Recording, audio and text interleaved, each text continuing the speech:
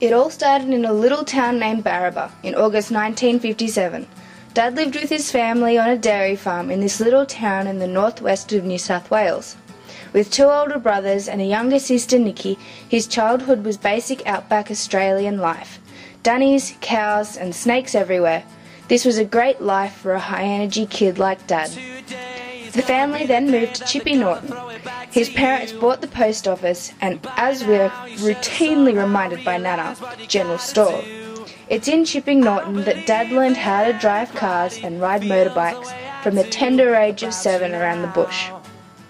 Chipping Norton is also the place that Dad first developed an interest in motorsport. He used to wag school and watch the Formula 1 cars race around Warwick Farm. From Chipping Norton, the family moved to Cobra. This is where Dad saw a collection of very sporty, very cool race cars, all parked at the BP's St George Servo, which just happened to be right next door to his school. It is exactly at that moment that he decided that working on cars like that would be a better education than 4 more years at Hurstville Boys High. Soon after, he had his mother's permission to leave school with the understanding that he would be an apprentice at John Leffler's BP service station. However, it wasn't an easy task to get John Leffler's permission. After several attempts, Dad was finally rewarded with a job. He started working with Paul Knott, Jerry Churchill, Steve Knott and Arthur Slack. Then one day, baby Boris was born. That means he was allowed to work in the race team. At that time, John was racing Formula Fords. They then progressed to Formula 2 and Formula 5000. John and the rest of the Grace Brothers race team enjoyed many successes, even winning the Australian Formula 5000 Championship. It was with this group of guys that Dad first ventured into motocross and flat track racing. Weekends, not working on the race cars, were always spent racing some type of bike somewhere.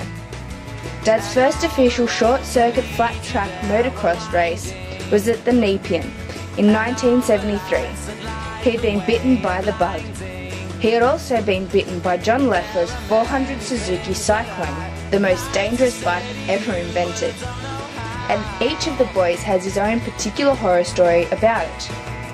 Dad went on racing 125s, 250s, 500s in the early 70s and 80s. At the time, he bought the most dangerous bike ever invented, the Honda 250 Elsinore. It was legendary for the Flying W manoeuvre. While he enjoyed the flat track racing, he also kept up with his motocross. This period sees him racing 125s, 250s and 465s in the open class.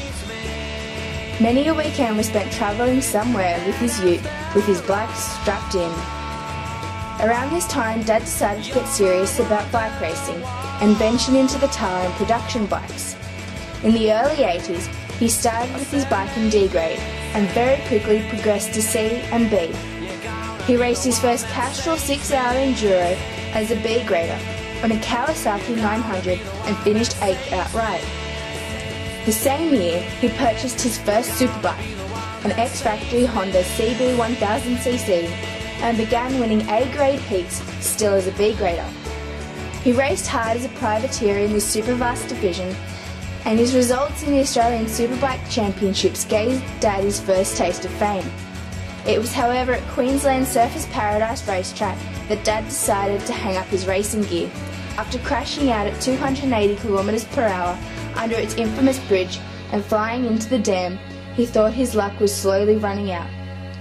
He wasn't out of racing long when he thought he'd take up something nice and safe. So he bought an 800 horsepower sprint car. The year was 1987 and he and Paul Knott had decided to join forces to win races at the Speedway. They found a great partnership, Dad racing and Paul running the race team. After 3 years in the sport, they won the World Series Sprint Car Championship in 1991, contesting somewhere around 30 races in a season throughout Australia against American competition. This was the sport he loved. During this time he received his nickname Hollywood from fellow sprint car driver Max Dunsby. You see, Dad was showing up at every race meeting with a different looking car. Thanks to the talents of Rod Brush Baker, Dad had new look for each race meeting. The rest of the field couldn't match his team's look or its speed. Dad and the Fleet Serve team enjoyed great success during this time. However, after a couple of years, they had decided to concentrate on business, and so the sprint cars went into storage. It wasn't until 1999 that the sprint car bug bit Dad again. Dad teamed up with his godson, Joel Knott, and talked Joel's dad, Paul, into managing the team. They had a few good races and enjoyed some success on the racetrack. In 2003, Dad was asked to step into Darren Disbury's Adelaide-based race team for one race, while Darren's professional American driver was absent. However, the race went so well that the following season saw Dad talk Darren into running a two-car team with the National Series, and Dad driving one of the cars. He also somehow talked Paul Knott back into managing his car during the season. Dad really enjoyed being involved with such a professional team and valued the experience greatly. You might get the idea that Dad enjoys motorsports. However, his other interest includes water skiing and jet skiing and all things boating, only the ones with motors, no sails. His water skiing progressed from the social ski on the Georges River after work every day to competing in the Bridge-to-Bridge Ski Race Classic. It's famous for being the longest water skiing race around. Ski racing from the Brooklyn Bridge to the Windsor Bridge is around 97 kilometres at speeds of up to 160 kilometres per hour. That's for the boats, let alone the two skiers hanging on for their life 60 metres behind. There was also some barefoot drag racing and barefoot slalom racing as well. It would seem that Dad would have a go at just about anything.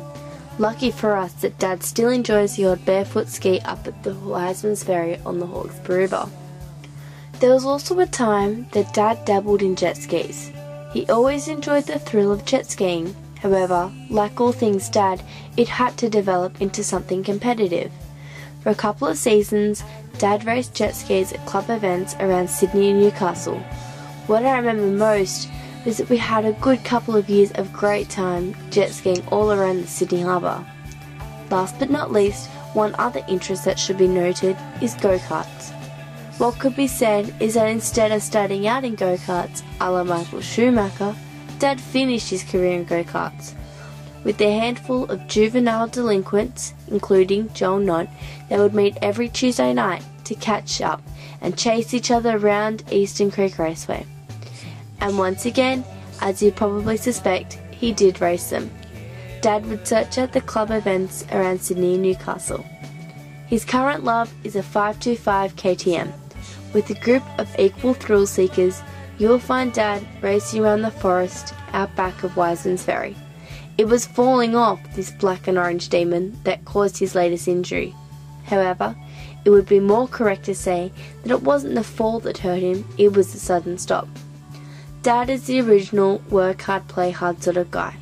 So far we've concentrated on the play hard side of Dad, but his work hard side is very evident.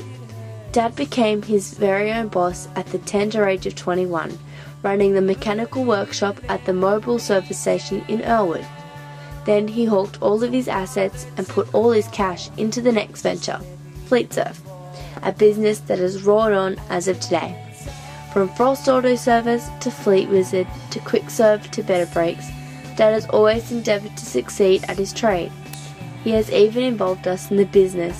Thanks, Dad, for allowing us to be part of your marketing and promotion strategy. I'm sure the experience has made me a better person. While it may seem that Brad's greatest joys are all things with an engine and his achievements are measured with dollar signs, it's not true.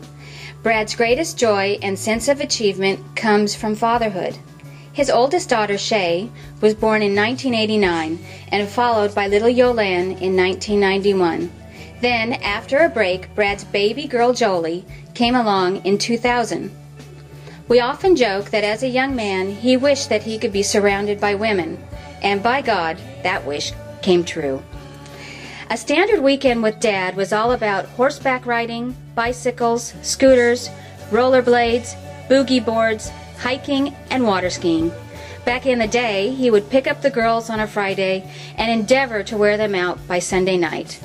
I'm sure the girls can tell you a couple stories about those escapades, or should I say, show you a couple of scars. At the moment, the girls and Brad are enjoying water skiing in the summer. It won't be long before the girls are barefooting just like their dad. And watch out, Jolie, you know you're next. I'm happy you're my dad. I feel safe when you are with me. You show me fun things to do. You make my life much better. The best father I know is you. I'm happy you're my dad. And so I want to say, I love you, Dad. And I wish you a happy 50th birthday.